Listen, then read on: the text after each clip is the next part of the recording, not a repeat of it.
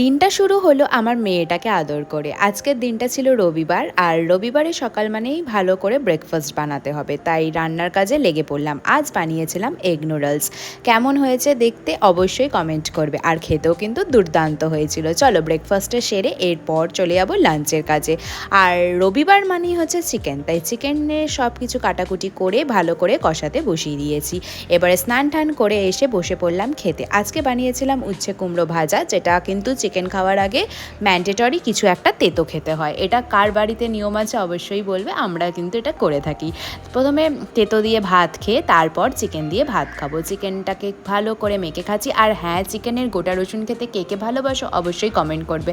আমার তো দুর্দান্ত লাগে। রসুনটাকে ভালো করে ভাতের সাথে মেখে চিকেন দিয়ে, উফ কি স্বাদ সেটার। তারপর ছিল কিন্তু চাটনি, দই আর কিন্তু শশা। তারপর ব্লিঙ্কিট থেকে অর্ডার করে দিলাম আইসক্রিম। তো আজকের দিনটাকে এইভাবেই কাটালাম। কেমন লাগলো ভিডিওটা অবশ্যই কমেন্ট করবে, আর ভালো লাগলে একটা লাইক করে দেবে। টাটা।